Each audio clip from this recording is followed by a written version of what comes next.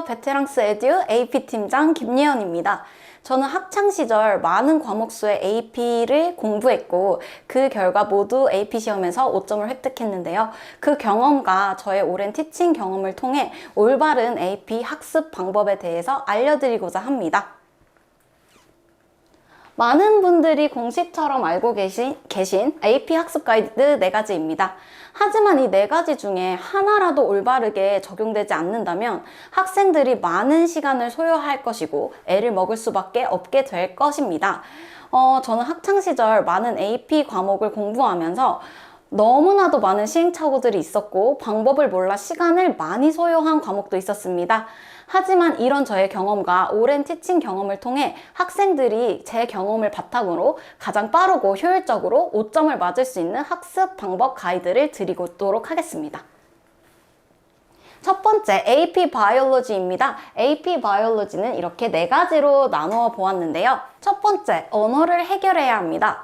고학년에서 사용되는 생물 교과서들은 기본적으로 생물에서만 사용되는 어휘들을 아주 불친절하고 자세한 설명 없이 쓰기 때문에 아이들이 내용이나 의미를 대충 흐릿하게 받아들이는 경우가 너무나도 많습니다.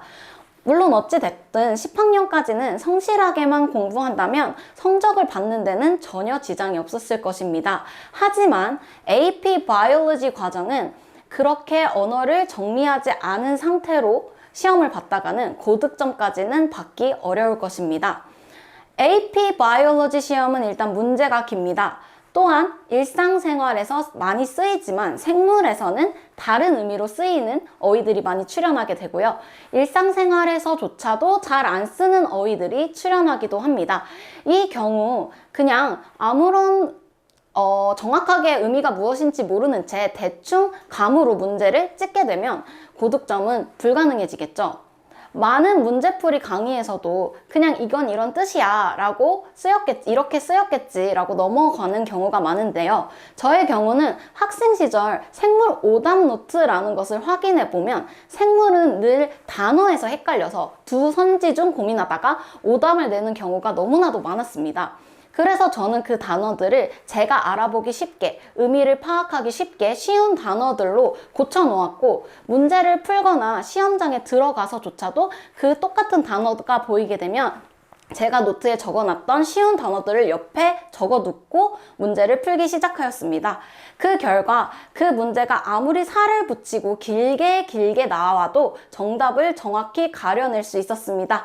그 경험을 살려 저는 생물에서만 사용되는 의미로 학생들이 흐릿하게 이해했을 것 같은 언어는 절대 그냥 넘어가지 않습니다. 제가 오답노트에서 했던 방식으로 쉬운 단어로 정리 후 아이들에게 그 문제를 다시 풀어보라고 시킵니다. 그 결과 학생들은 그 풀어쓴 단어풀이로 아무리 그 부분에서 문제가 길게 나오더라도 제가 강조하는 단서를 빠르게 찾아 정답을 완벽하게 가려낼 수 있는 능력을 갖추게 됩니다. 이 능력을 갖춘 학생들은 시험장에 들어가서도 아무리 문제가 길고 문제가 말을 꼬아서 어렵게 내더라도 문제에서 원하는 단서들과 개념을 찾아 빠르게 정답을 찾아낼 수 있을 것입니다. 두 번째입니다. 단원마다의 연계 문제가 많이 출제된다는 점입니다. AP 바이올로지가 어려운 이유는 물론 암기량이 많고 물리적인 내용의 양이 많아서이기도 하지만 과학적 사고력, 생물학적 내용 지식 2가지를 모두 필요한 문제풀이를 해야 하기 때문입니다. 사실 이 2가지 중 하나를 만족시키지 못한다면 AP 추론 문제 같은 고난도 문제는 사실상 손도 대지 못할 것이라고 생각이 듭니다. 지식을 습득하는 일은 내가 정말 순간 집중력이 좋고 암기력이 좋아서 하루아침에 된다고 치더라도 과학적 사고력이란 하루아침에 쑥쑥 자라나지는 않죠. 그렇기 때문에 시간이 필요한 과목이라고 많이 소개한다고 생각합니다.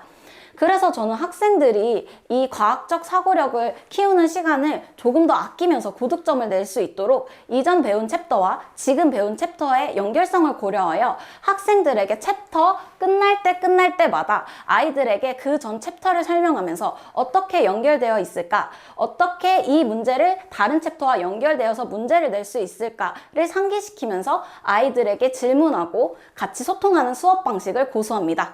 세 번째 세 번째입니다. FRQ의 꼼꼼한 풀이가 중요하다는 것입니다. 요새 FRQ 시험에서는 사실 단순 암기해서 생물을 풀어라 이런 고전적인 유형보다는 자료를 해석하고 자료를 해석한 토대로 이제 과학적 논리를 요구하는 문항들이 많아졌습니다. 지금까지 제가 AP 캠과 바이오에서 높은 비중으로 학생들이 5점을 받은 이유는 첫 번째 꼼꼼한 첨삭과 두 번째는 FRQ 문제풀이를 통한 개념 정리라고 생각을 합니다. 사실 이 이야기는 모든 과목에서 통용되는 이야기이기는 합니다. 하지만 문제풀이 강의를 문제풀이만 하는 강의라고 생각하시면 안 됩니다. AP라는 시험은 한정된 자료 내에서 어떻게 효율적으로 공부하는가가 중요한 시험이고 FRQ 문제풀이 강의는 꼼꼼한 첨삭은 물론 시험에 꼭 나와서 학생들이 꼭 정리해야 되는 개념들 그리고 시험에 꼭 나오는데 학생들이 항상 헷갈려하는 개념까지 강사의 경험에 의거해 불필요한 시간 낭비를 줄이고 빠르게 개념을 철저히 하는 데에 집중해야 합니다. 그래서 저는 문제만 많이 푸는 양치기식의 문제풀이 강의를 하지 않습니다. 한 문제를 풀더라도 여기서 확인할 수 있는 개념 체크를 샅샅이 진행하고 시험에 나올 만한 부분, 또 나올 법한 개념들, 그리고 심화돼서 나올 수 있는 부분까지 모두 체크합니다. 이 결과 저는 한 문제당 문제풀이 시간이 많이 소요되며 저 또한 수업 준비 시간이 매우 긴 편에 속합니다. 하지만 이렇게 한 문제 한 문제 개념 정리를 꼼꼼히 하고 단서를 찾는 연습을 꼼꼼히 한다면 이러한 연습들은 시험장에서 꽃을 피울 수 있을 것입니다. 제 학생들이 선생님이 설명한 단서와 개념들이 시험장에서 형광펜 친 것처럼 보여서 시험을 쉽게 볼 수 있었다고 말을 많이 하는 데에는 이러한 제 수업 방식 때문이었다고 생각을 합니다. 자, AP 바이올로지에 대한 요새 제가 많이 받는 궁금증들입니다. 일단 첫 번째는 AP 바이오와 IB 바이오 둘 중 뭐가 어떤 차이가 있나요? 라는 말씀을 많이 저한테 여쭤봐 주시곤 하시는데요. AP와 IB 바이오의 경우에는 범위는 대략 사실 비슷합니다. 하지만 사실상 AP 바이오와 IB 바이오의 포커스가 다른 부분입니다. IB는 조금 더 연구에 치중된 과정이기 때문에 많은 학교 숙제, 내신 시험, 랩 리포트 등이 모두 잘 나와야 7점이 가능한 시험입니다. 그래서인지 이제 공부를 잘하는 친구들도 다른 과목은 쉽게 7점을 받는 경우가 많아도 유독 IB 바이오 HL 레벨에서만 4점, 5점을 받는 친구들이 많습니다. 그래서 저는 이 두 가지를 고민하는 학부모님들께 이렇게 말씀을 드립니다. 우선 첫 번째, 우리 아이가 11학년이 되지 않았다면 AP 바이오를 통해 IB 바이오 선행과 5점을 보험으로 미리 가져가시라는 말씀을 많이 드립니다. 그리고 학생이 11학년을 넘겨서 IB 바이오가 7점을 바라보기 힘든 상황이라면 어차피 범위가 크게 다르지는 않으니 AP 바이오 5점으로 보완을 하고 남아있는 GPA 부분의 내용이나 시험적인 부분들도 AP 바이오로 선행이나 미리 학습을 할 수 있다는 점을 강조드리고 싶습니다. 그 다음 과목입니다. AP Chemistry 경우도 4가지로 나누어 보았습니다.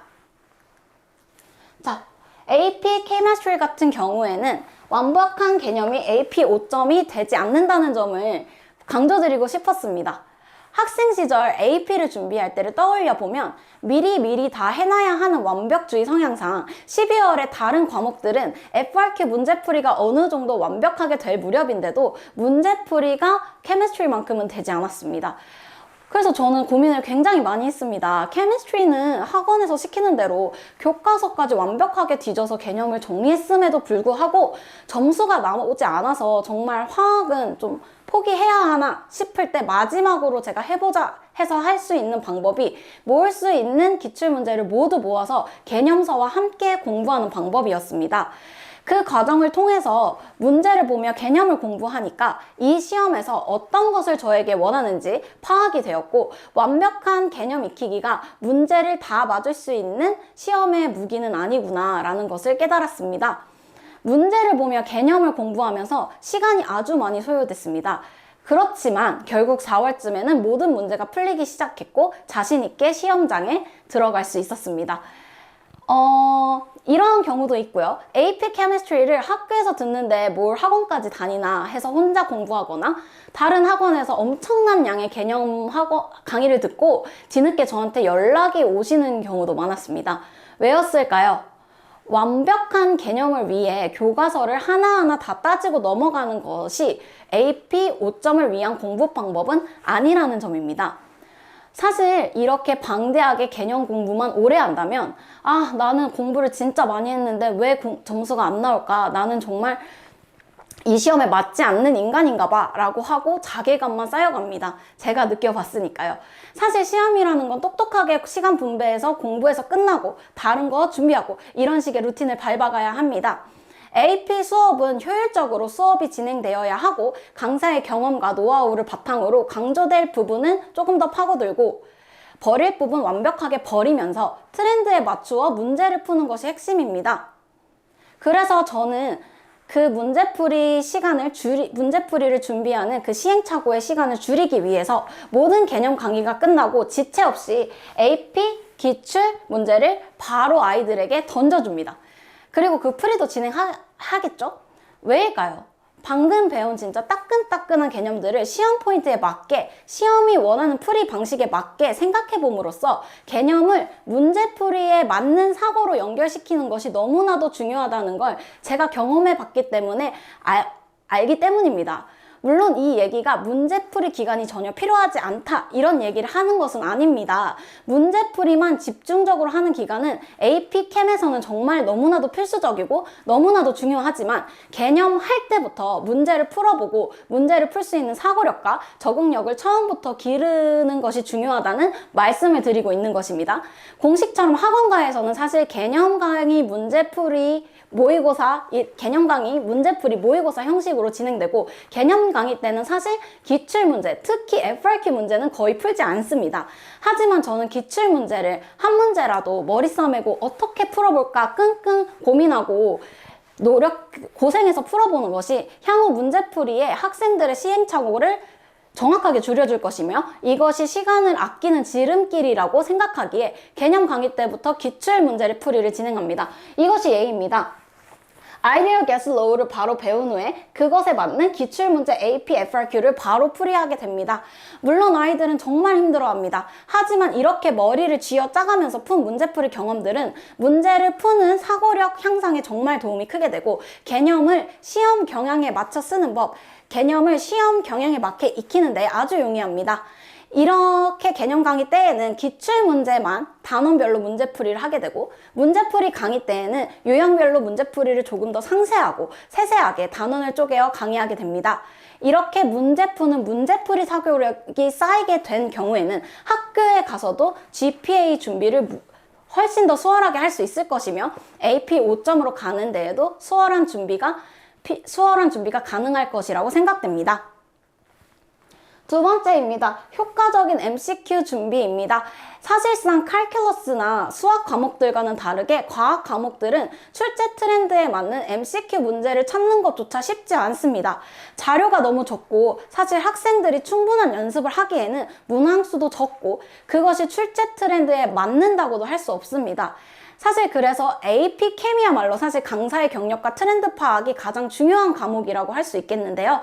저는 AP 캠을 공부하고 가르친 지 벌써 9년차가 되었습니다. 학생 시절 AP 캠을 공부하고 연습한 시간을 합치면 정말 더 오랜 기간 이 과목, 이 시험에 대해서 연구했겠죠. 그래서 저 같은 경우에는 한 문제를 보더라도 이 문제가 트렌드에 맞는 유형인지 아니면 AP 유형인지 아닌지를 파악할 수 있고 설사 그 문제가 AP 유형에 맞지 않더라도 그 문제에서 털 수 있는 개념들을 모두 털고 AP에서는 어떻게 나올지 AP에서는 학생들에게 어떻게 물어볼지 학생들에게 전달할 수 있는 능력을 갖추고 있습니다. 그래서 문제풀이 하나를 하더라도 개념을 탈탈 터는 것은 물론 이것이 어떻게 변형돼서 나올지 이것이 AP 시험에서는 어떻게 출제될지를 아이들과 많이 상의하면서 수업을 하는 편입니다.